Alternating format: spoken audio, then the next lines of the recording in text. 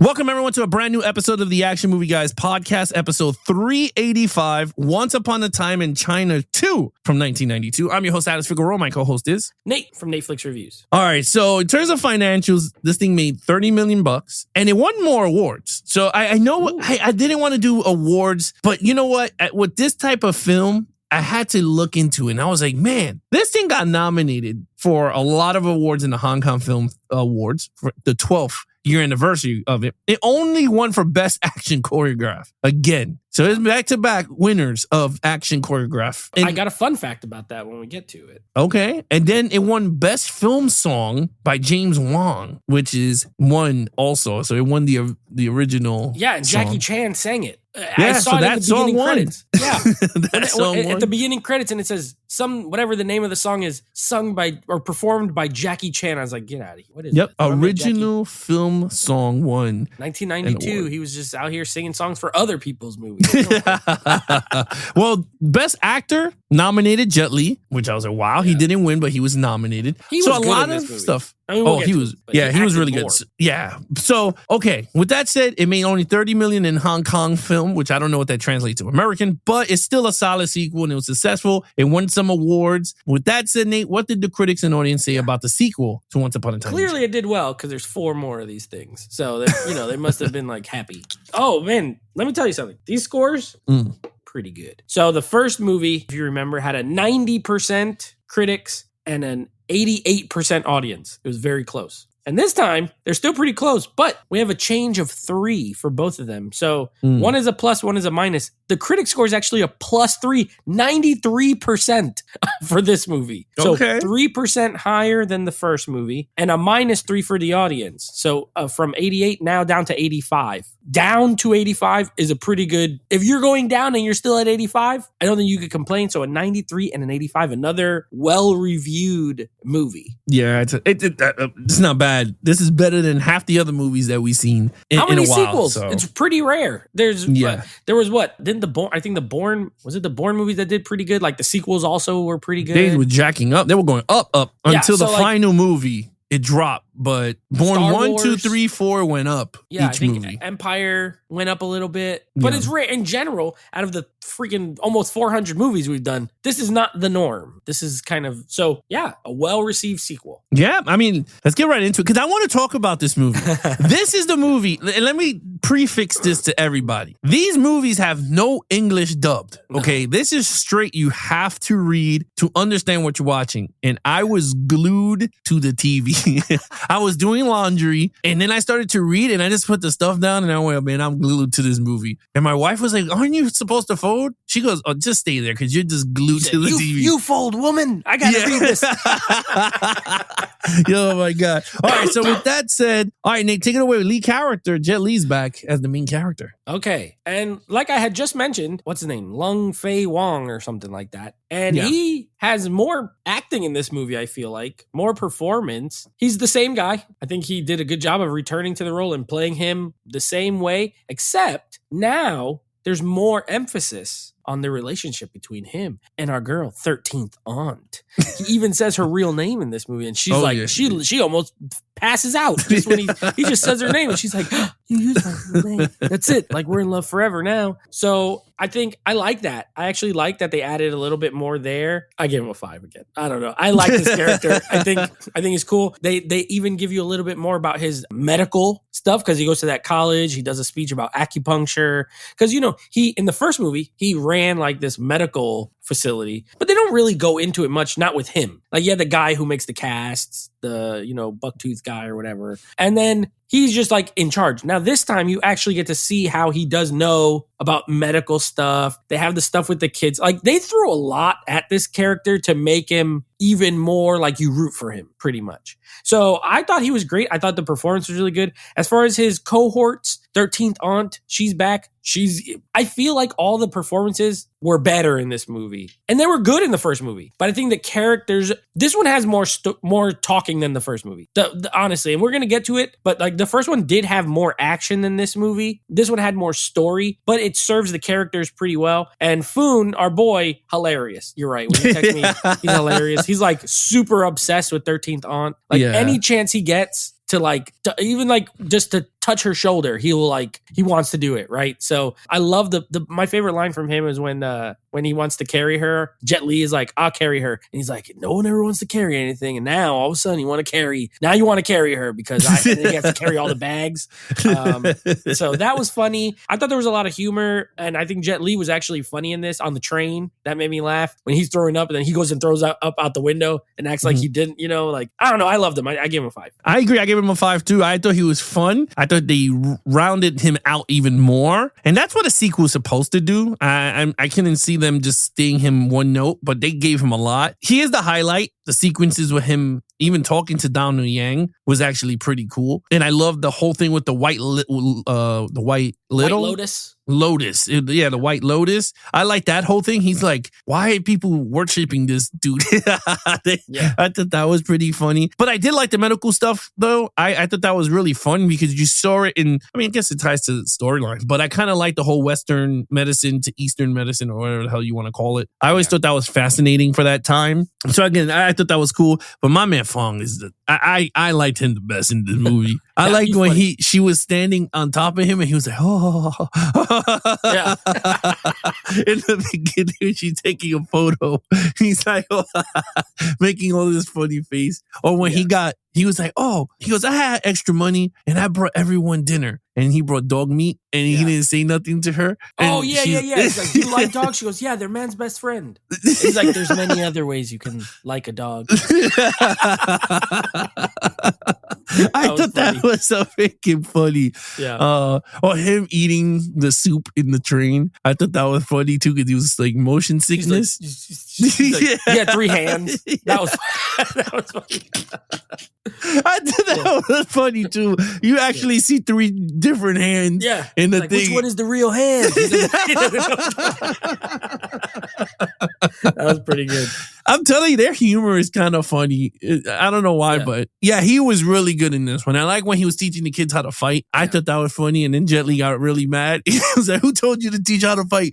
Yeah. I'm your master. And then he makes him go and stand in that pose. Yeah, for an hour. Yeah, I thought that was fun. Again, you like all the characters. I like 13 She was pretty cool when she was learning how to fight. Yeah. He was. And she imagined they were dancing. In the shadows. that was funny.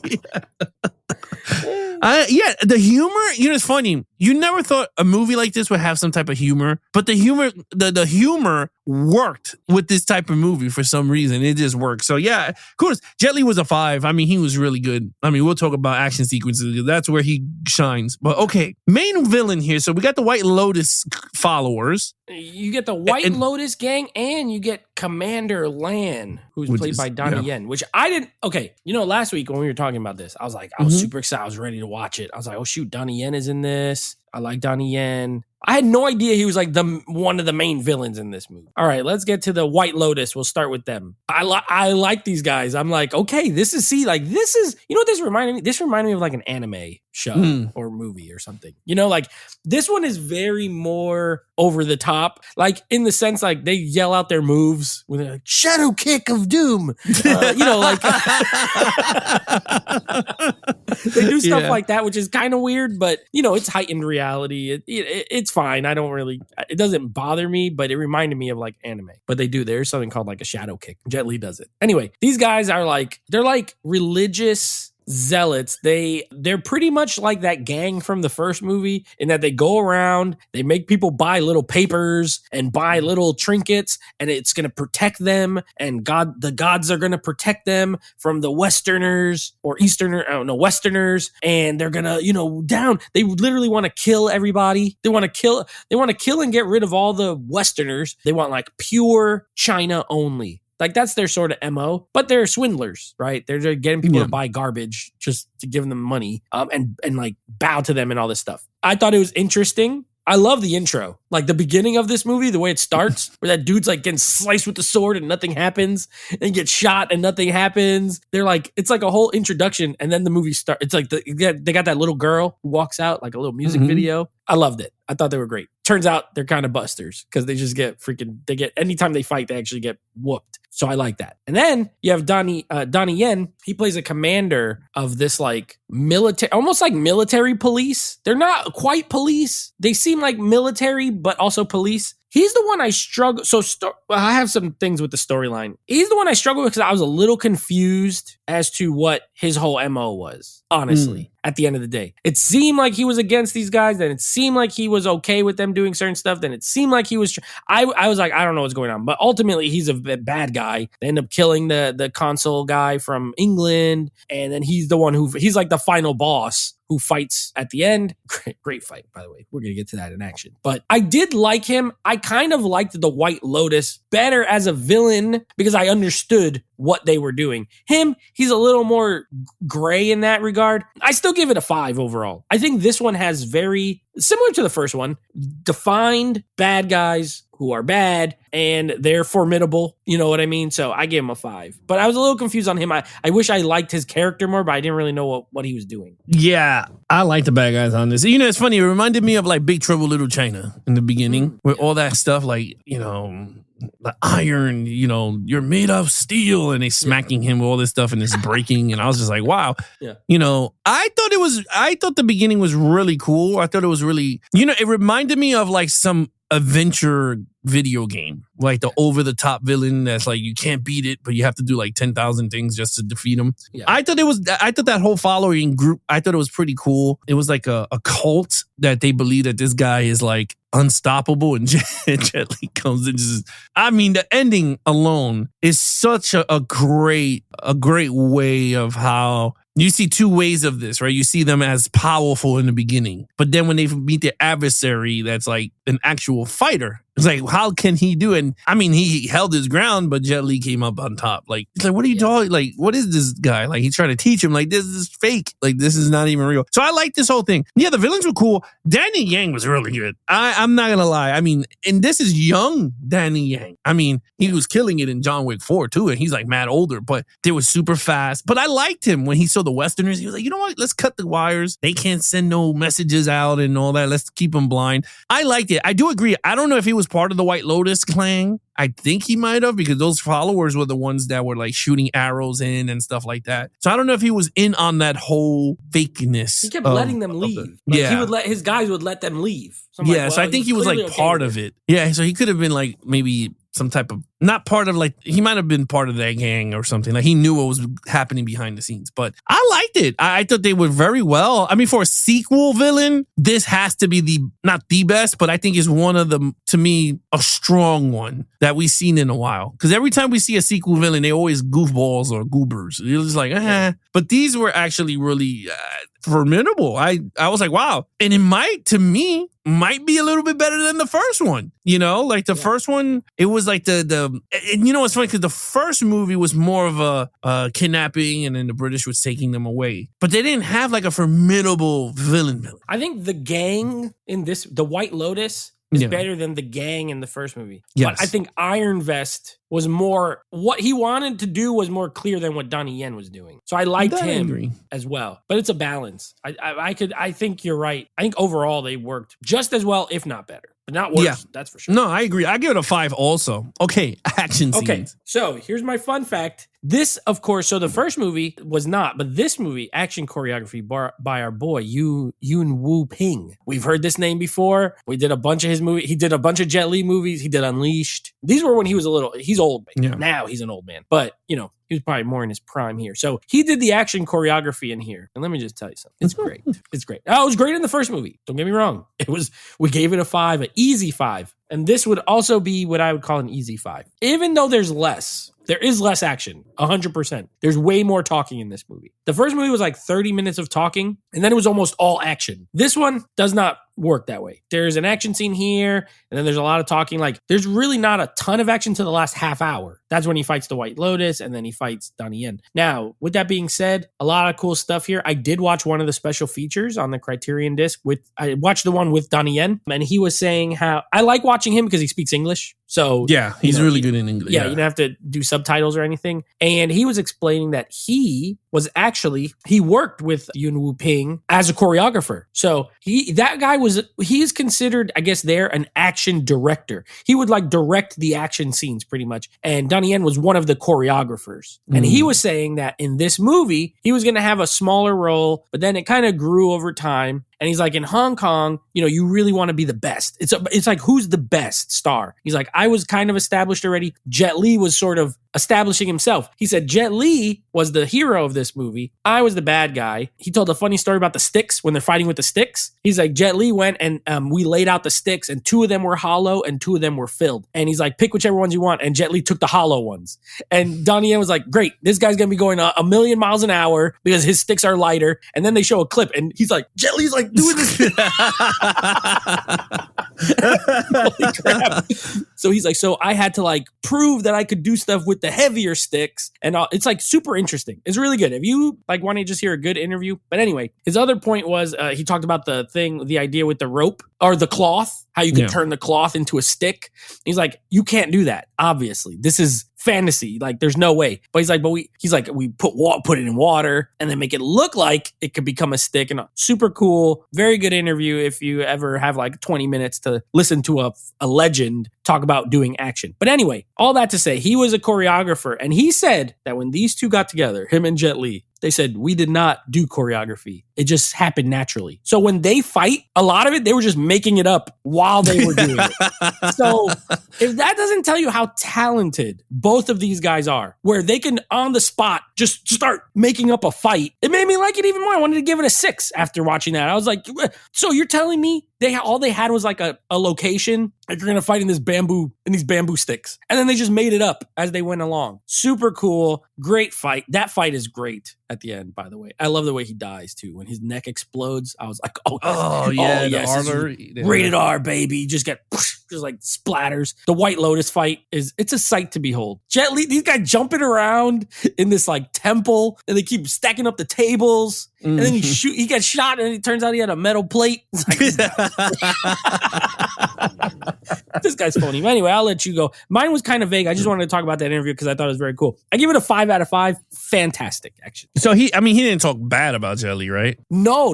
He said it was, he had never met him. They never worked together. And it was a good, like, competitive sort of rivalry. But he knew, he's like, Jet Li is the star, and I need to do my best to make an impact in my smaller role. But nope, nothing bad to say. Just was like, we just made it up. We made it up as we went along. I'm like, that's crazy. That is. Well, anyway, that's a 5 for me too. I think this has to be, to me, I think this has better action than the first one. I know it's supposed to. It's supposed to when you go into the sequel. And I thought it did. My favorite fight, it has to be when he goes into the temple and he's fighting all those people. And he's like, what is wrong with you people? He's just like laying them all out. And then I love what he was like, he's like, the soul went in me. Yeah, he's like possessed. Like, yeah. And then the guy came out. And then they started to fight with the table. Like that was pure 20 minutes of action once they arrived there. And I liked it. I thought it was pretty cool. I thought the scenes in some action scenes here and there. And I thought he was really good. Like when they went to the town, and they were trying to take 13 on away, and he just came flying with the kick. There was a kick that he did, and he just gliding. He's going, and I was like, "What is this Mortal Kombat kick coming doing from?" The bicycle kick from Liu Kang from Mortal Kombat. Oh my God, this movie is really good action, like really good. You could say over the top, but I don't think it's over the top. The wire work here is not as crazy as the other one was. This one did have over the top wire work, like the tables and stuff, but it fit with the whole. Yeah, it works with that whole stupid White Lotus crap that they were following. So I was like, okay, fine. But the fight was dope when he threw the sword to hold the other table intact while he was on top of it. I was like, this is not even possible, but it's funny as hell. And I liked it. And he took it off and he did a spin. And I don't know, I thought that was cool. He jumped on a horse. There was a horse fight. He jumped on it. He grabbed the sword and threw it backwards and caught one of them. And for 2 seconds, then he got off and walked. I was like, okay. He just got on the horse. Jet Li throws a kick. He throws a kick forward, but he kicks a guy that's behind him here. Like his leg comes up like this. I've never even seen that in my life. He did that in Lethal Weapon 4 when Rene Russo went behind him and he went with a kick. I was like with the kick. It was awesome. Yeah, that was crazy. And then the kick at the end when Donnie Yang's character threw the cloth and he stopped it with the kick on the wall. And I was like, man, these dudes are so flexible. Oh, he also kicked that flaming arrow. That was sick. Oh, the yeah. arrow comes, he goes, he kicks it into the wall. I was like, man, this guy. Yeah, and then when he saved I thought it was funny too.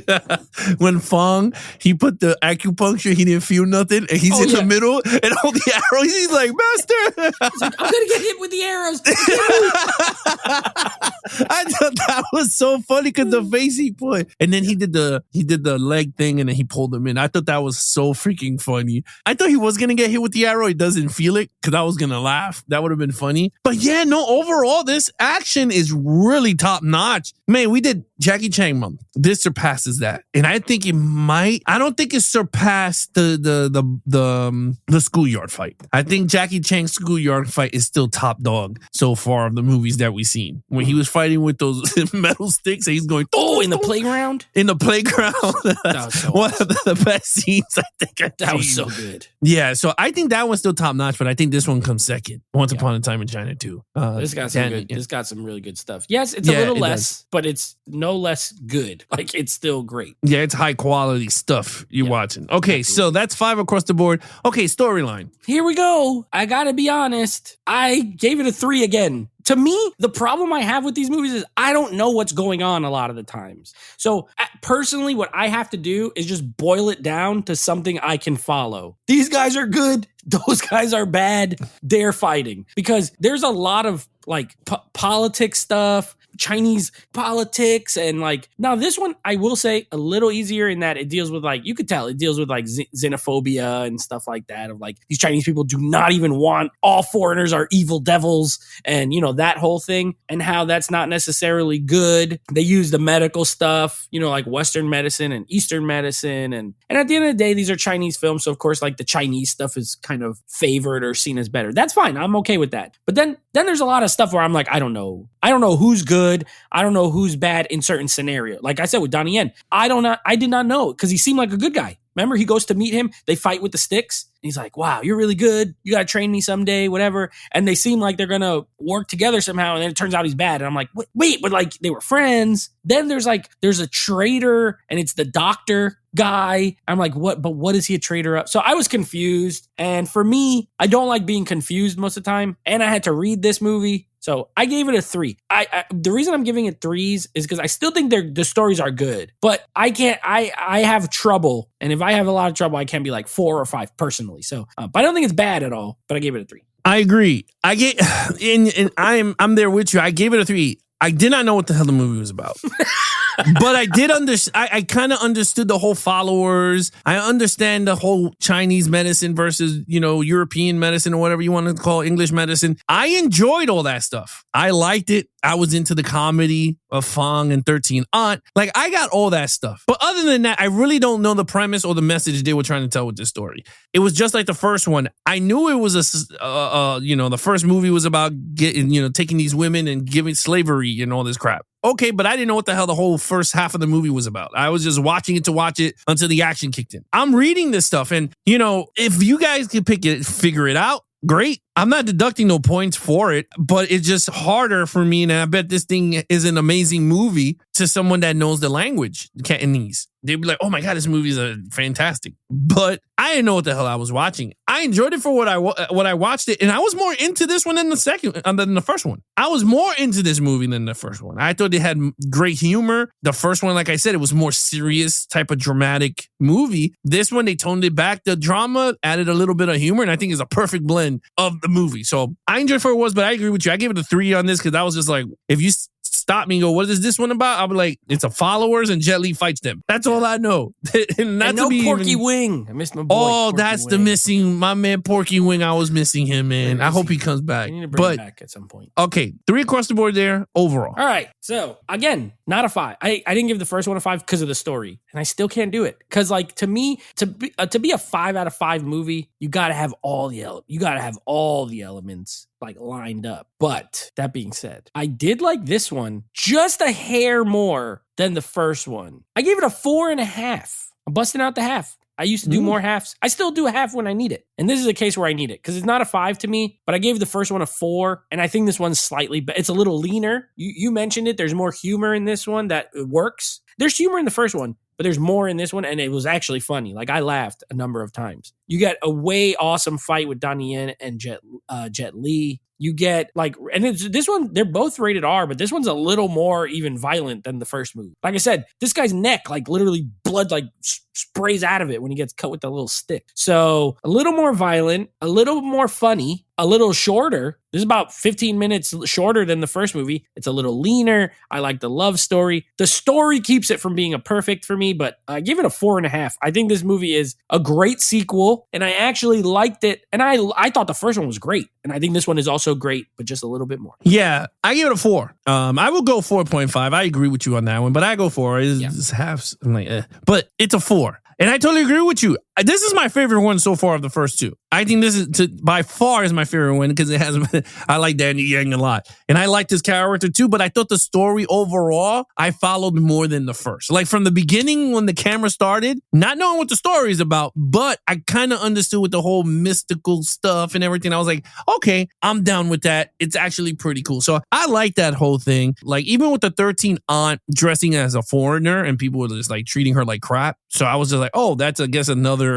foreigners are bad and they were trying to take her and all this stuff. So I liked it. I think this movie all around, I liked it. The fight sequences are good. It's not like really good traditional, super duper happy ending. It is, but not really. She goes on the boat. They're stuck on the little thing. I liked it. I like the ending. Yeah. And they had a joke between him and Fong. And I thought that was funny too. Yep. I thought that was a good ending. Yeah, I agree. It was pretty cool. But yeah, I gave it a 4 there. Okay, your total points. All right. 22.5 out of 25. A banger series so far. Once Upon a Time. Who knew? Once Upon a Time in China was just full of bangers. Apparently, we'll see. But so far, so good. Yeah, I gave it a 22. Yeah, I'm very shocked at the first two movies.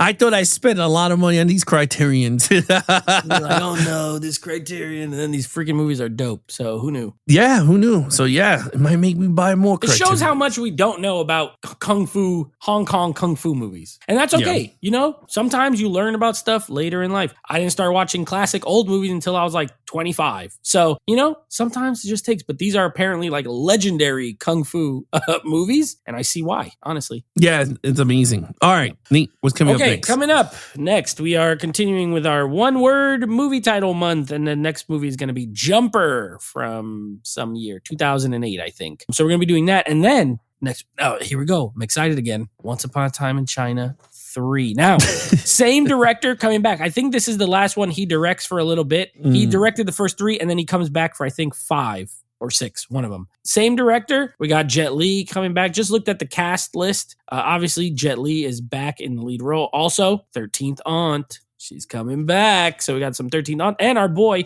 Foon, is back. But I don't see Porky Wing or any of my old boys on here. However, there is a character named Ghostfoot 7, and I want to know who that is and what he does. So again, now I'm automatically excited again to see this movie because I don't know what Ghostfoot 7 is, but it sounds cool. So that's what we got coming up. Jumper, Once Upon a Time in China 3. All right, guys want to follow us in our social media accounts, please follow Nate over on Instagram at Netflix Reviews. Check out the podcast with him and his friends called Netflix Movie Reviews. We are now on TikTok. You guys can follow us on Geeks N, the letter N, Flicks. So you guys can check out all our shorts there. We do exclusive reviews there and out of theater reviews, snippets there. And you guys can check out the full review over on our YouTube channel at Geeks and Flicks. You guys can subscribe and like all the videos and comment down below there. Other than that, you can take AMG Podcast on the go on Apple, Spotify, TuneIn Radio, anywhere you listen to your podcast on. Other than that, I'm your host, Alex Figueroa. My co-host is Nate from Netflix Reviews. Be awesome to each other and geek out.